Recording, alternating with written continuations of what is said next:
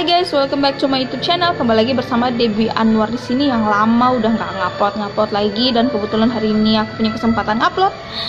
Dan di video kali ini aku mau cerita ke kalian tentang pengalaman yang aku alamin sendiri saat piket malam. Aku kesurupan guys. Jadi aku mau cerita kenapa aku bisa kesurupan, pada awalnya gimana akhirnya bisa kesurupan, dan gimana kesurupan aku tuh kayak gimana gitu. Nah, jadi aku mau ceritain sedikit kenapa aku bisa kesurupan saat itu. Jadi gini guys, awalnya tuh kan aku ngerasain pada 1 bulan yang lalu kan aku ngerasain dadaku sakit, dan sempat ke rumah sakit juga. Aku diantarin sama suami aku ke rumah sakit. Nah, setelah di rumah sakit kata dokter itu hanya mah, tapi aku ngerasa kalau itu bukan mah gitu, karena aku sakit dadanya tuh di atas sini, sedangkan kalau aku mah biasanya di bawahnya lagi, itu namanya ulu hati kan, di bawahnya lagi, tapi ini enggak di atas sini, di tengah-tengah. Tapi ya udahlah ya, mungkin karena dia orang yang lebih profesional udah ngomong kayak gitu, ya udah. Terus aku dikasih obat dan aku minum obatnya, nggak kunjung hilang selama beberapa hari, dadaku tuh masih sakit. Nah, setelah itu memang sempat hilang lama selama beberapa minggu. Setelah itu dia muncul lagi. Nah, munculnya lagi itu 2 hari sebelum aku piket malam yang kesurupan itu. Aku ngerasain itu pas piket siang, dan piket siang itu kan sampai malam. Aku ngerasainnya itu pas maghrib, aku sendirian di pos belakang. Aku ngerasa sakit gitu, sampai aku mikirnya aku mau pulang aja, mau minta izin mau pulang aja, mau istirahat karena udah sakit. Tapi karena lagi 1 jam udah pulang, jadi aku tahan sakitnya. Nah, besoknya piket pagi itu aku udah nggak ngerasain apa-apa lagi ya. Dan aku udah nggak ngerasain lagi pas piket paginya, dan aku ngerasain laginya tuh pas piket malam, tepat di sini di pos 3. Nih aku kasih lihat kalian tuh. Nah, di situ awal mulanya aku kesurupan. Awalnya aku setelah upload kan aku ke belakang, ke pos 3 langsung sendirian. Aku emang suka gitu, suka sendirian, karena aku orangnya stay. Aku orangnya kalau udah tempatin di pos itu, ya udah aku di situ aja. Kalau biasanya kan kita berdua gitu sama teman, atau bertiga. Biasanya sih berdua. Teman aku yang satunya lagi biasanya tuh sering kemana gitu, sering jalan, mungkin kontrol atau ke depan ngobrol sama teman yang lain. Tapi aku tuh enggak. Aku tuh kalau udah stay di situ ya di situ aja. Aku nggak bakal kemana-mana lagi. Nah, aku duduk sendirian awalnya. Terus setelah beberapa menit teman aku cowok ke belakang juga. Nah, setelah beberapa menit kemudian teman aku yang cewek 2 ikut ke belakang. Setelah itu kita ngobrol berempat. Kita ngobrol, ketawa-ketawa, ngobrol seperti biasanya, seperti piket-piket sebelumnya ya, kayak gitu. Dan teman aku yang 2 ini, mereka berdua ke depan. Entah ada urusan apa, mungkin mau ngapain gitu di depan. Aku sama teman aku yang cowok duduk ngobrol seperti biasanya.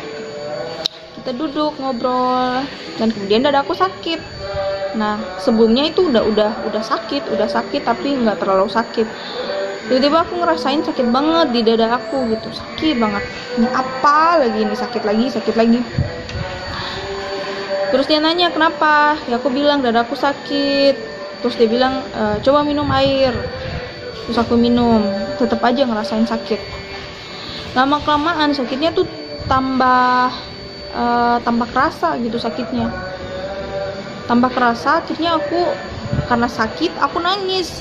Tiba-tiba aku nangis, aku telepon suami aku bilang cepat jemput, bawa aku ke rumah sakit. Terus dia bilang oke, tunggu sebentar. Dia secepatnya datang. Setelah aku nangis gini kan, temen aku udah panik nih. Terus dia ambil bantal di musola. Kan pos 3 ini kan sampingnya di situ ada musola, deket aja di situ. Dia ambil bantal, terus disuruh aku rebahan. Nah, pas aku rebahan, dia kayak baca-baca doa gitu kan, baca-baca doa ke aku. Terus dia yang cerita ya, aku dengar katanya itu pas aku udah selesai nangis kan, aku tutup mata nih. Dia bilang pas aku buka mata itu mataku tuh udah merah banget gitu, udah merah banget. Dan tiba-tiba aku tuh teriak sendiri gitu, kenceng banget.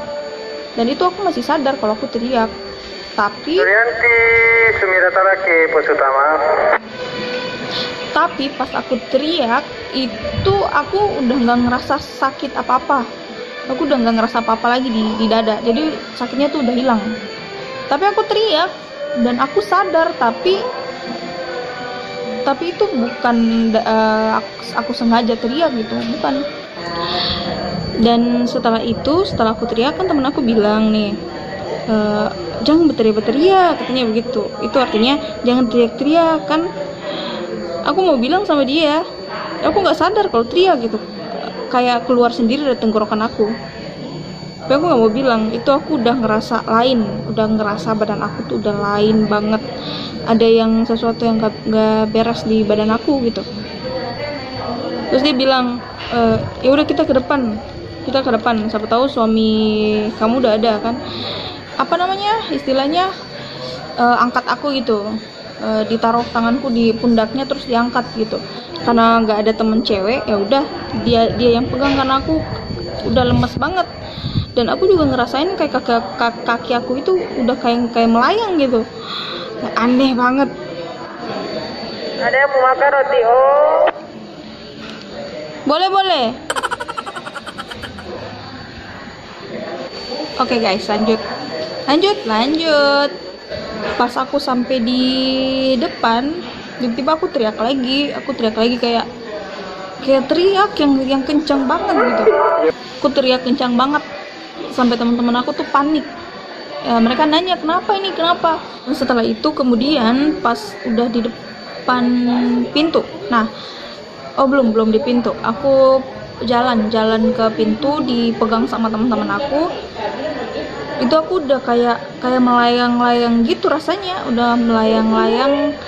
Dan pokoknya rasanya tuh kayak orang kehilangan akal sehat gitu, rasanya kayak orang gila. Kalau kita lihat orang gila yang ketawa sendiri, yang nangis sendiri, kayak gitu, gue ngerasanya kayak aneh banget gitu. Tapi itu belum ada yang sadar kalau aku tuh kerasukan.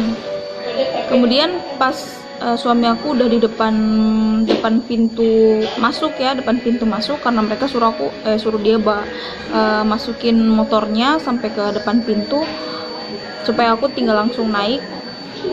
Sebelum naik ke motor, pas udah keluar pintu itu aku ketawa sendiri, bayangin ya. Aku ketawa sendiri, ketawa yang kayak kuntilanak ketawa gitu, bayangin. Aku merinding kalau ingat malam itu. Aku ketawa kayak kuntilanak. Dan tapi anehnya aku sadar gitu, aku dalam kondisi yang sadar, tapi kayak tenggorokan aku tuh dia keluar sendiri, ketawa, teriak itu dia keluar sendiri dari tenggorokan. Jadi aku nggak bisa kendalikan suara aku, tapi aku masih bisa ngomong. Pas aku ketawa gitu kan aku sadar, oh ini aku udah kemasukan. Dan teman-teman aku tuh juga udah panik, oh ini dia kerasukan, katanya gitu, dia kerasukan. Kemudian karena aku sadar, jadi aku ngomong ke diri aku sendiri gitu, aku teriak, aku bilang, berani sekali kamu masuk ke dalam badan aku, keluar kamu sekarang, keluar. Aku ngomongnya kayak gitu. Heran juga kan, soalnya kan aku orangnya sebelumnya nggak pernah kerasukan, tapi memang di belakang sini, di pos 3 sini itu memang katanya ada sesuatu gitu, ada sesuatu yang memang serem banget di belakang sini. Nih, gua kasih lihat. Nah, di situ di tempat jemuran sama di pos 3 ini. Itu ada jendelanya, itu pos 3, pos atas. Itu biasanya cowok, khusus cowok, petugas cowok aja yang bisa tempati pos di atas itu. Nah, setelah aku ketawa-ketawa sendiri, aku nggak jadi dipulangin. Jadi aku dimasukin lagi ke dalam. Aku dikasih duduk. Mereka dudukin aku. Mereka suruh aku duduk. Dan suami aku tuh mulai baca ayat kursi, dan temen aku juga udah mulai bisik-bisikin ayat-ayat. Dan suami aku udah megang tangan aku dan dia baca ayat kursi, terus dia ngaji.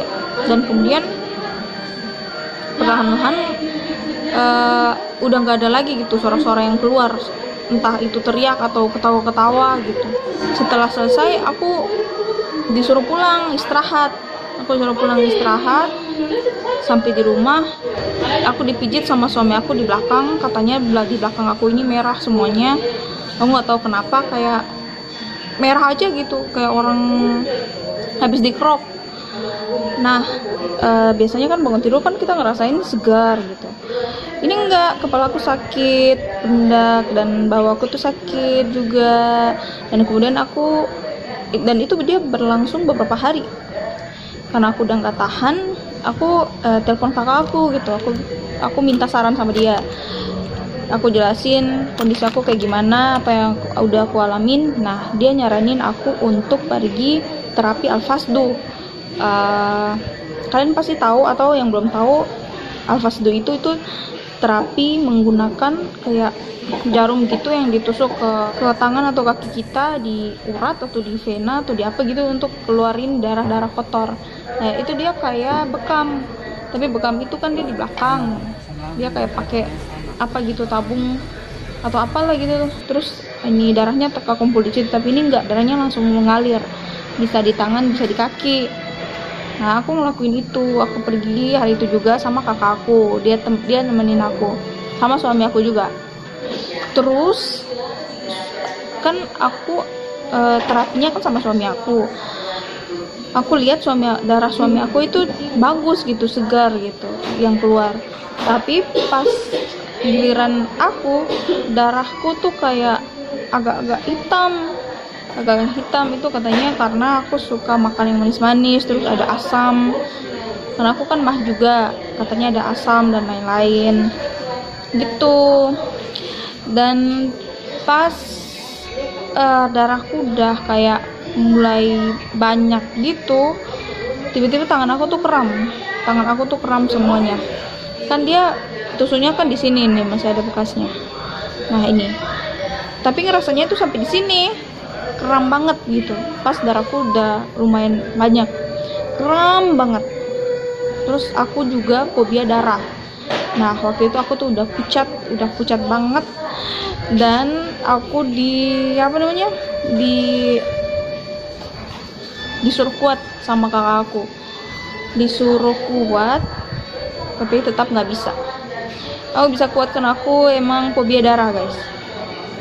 Tapi anehnya tangan aku sakit banget, dan di sini tuh kayak mati rasa gitu. Dan anehnya bukan cuma di sini, tapi tangan aku yang sebelah sini juga. Kan yang tadi Polda ada cari nih.